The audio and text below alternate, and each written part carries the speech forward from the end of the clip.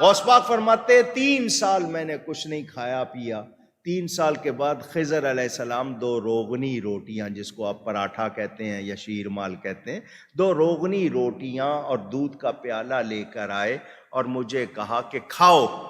تو غوث پاک فرماتے ہیں میں نے کہہ دیا میں نے اللہ کے لیے کھانا پینا چھوڑ دیا ہے. تو خضر علیہ السلام نے کہا مجھے اللہ ہی نے بھیجا ہے، اللہ ہی نے بھیجا ہے. تو غوث پاک نے فرمایا اگر رب نے بھیجا تو وہ کہے گا تو کھاؤں گا.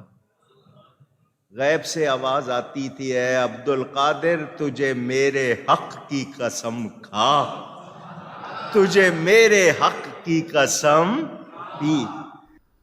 تو اللہ تعالیٰ نے عالم ارواح میں انبیاء سے ایک اسپیشل عہد لیا تھا، جس طرح باقی انسانوں سے لیا، انبیاء سے اسپیشل، چونکہ وہ دنیا پہ اللہ کے نمائندہ بننے والے تھے. وَإِذْ أَخَذَ اللَّهُ مِيثَاقَ النَّبِيِّينَ، اور وہ وقت یاد کرو جب اللہ نے تمام نبیوں سے یہ عہد لیا تھا. لَمَا آتَيْتُكُم مِّن كِتَابٍ وَحِكْمَةٍ، کہ جب کبھی میں تمہیں دوں گا کتاب اور حکمت، یعنی کتاب اور حکمت یعنی پیغمبر بنا کے دنیا میں بھیجوں.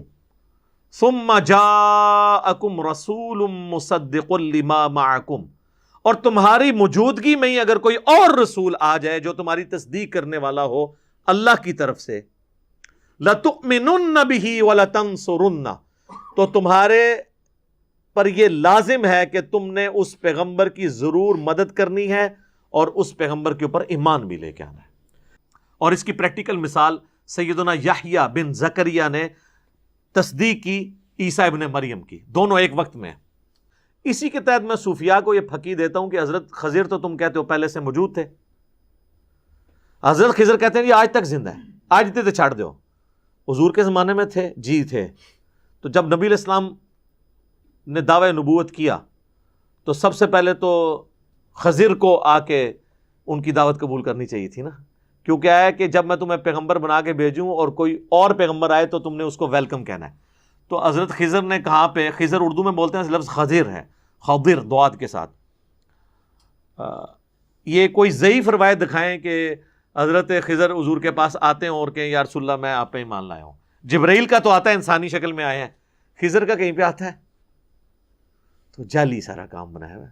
وہ خضر موسیٰ کے زمانے میں تھا، وہ فرشتہ تھا، پیغمبر تھا، واللہ عالم. وہ ایک واقعہ رپورٹ ہوا، دیٹس آل. تو اگر وہ تھے اور رسول اللہ کو انہوں نے ویلکم نہیں کیا تو اپنی نبوت سے ہاتھ دھو بیٹھے ہیں.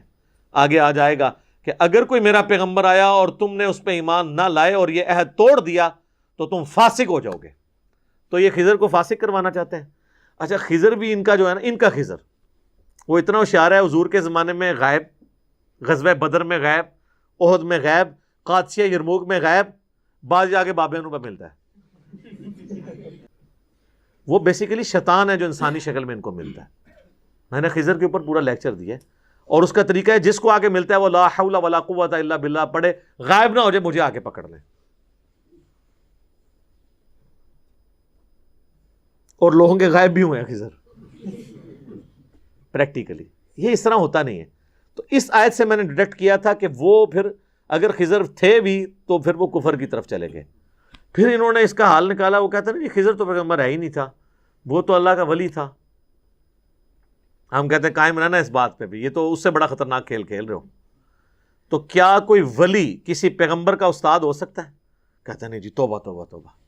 تو حضرت موسیٰ علیہ السلام کے استاد نہیں ہے خضر؟ قرآن میں جو واقعہ ہے اور بخاری مسلم میں پوری ڈیٹیل ہے، میں نے اس پہ ویڈیو بھی قصہ موسیٰ اور خضر ریکارڈ کروائی ہے. اس میں حضرت خضر کہتے ہیں کہ اے موسیٰ، اللہ نے بعض علوم آپ کو ایسے سکھائے ہیں جو مجھے نہیں سکھائے، اور بعض علوم مجھے ایسے سکھائے ہیں جو آپ کو نہیں سکھائے. تو حضرت موسیٰ کہتے ہیں میں آپ سے وہی تو سیکھنے آیا ہوں.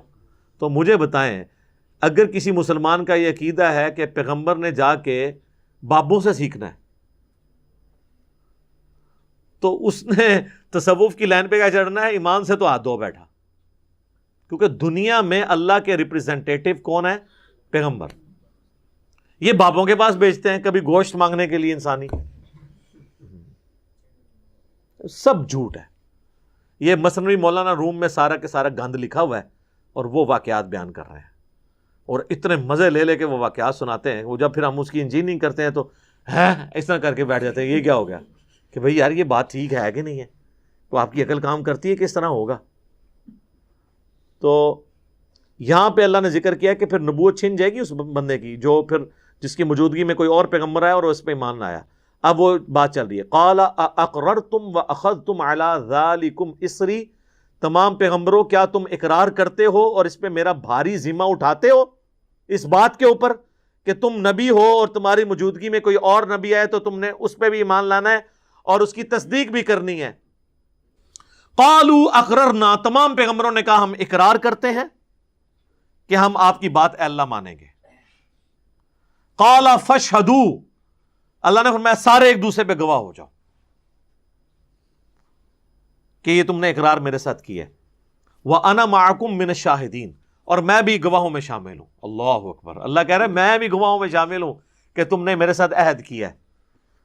فَمَن تَوَلَّى بَعْدَ ذَلِكَ, اب بھی اگر کوئی پھرا نہ اس کے بعد, فَأُولَٰئِكَ هُمُ الْفَاسِقُونَ, تو ایسے لوگ پھر فاسق ہوں گے.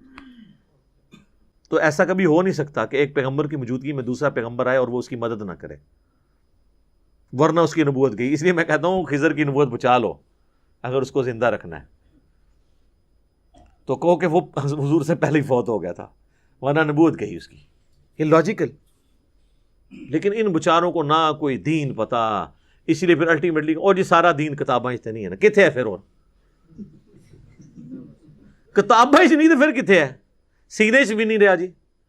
بریلویاں دے سینے چاہیے, دیوبندیاں دے, سنیاں دے کہ شیعہ دے, سینے بھی تو وق وق نے. حضور نے حجۃ الوداع پہ سینے چھوڑے تھے, نبی علیہ السلام نے فرمایا 2 چیزیں چھوڑ کے جا رہا ہوں, اللہ کی کتاب اور اس کے نبی کی سنت, دیٹس آل.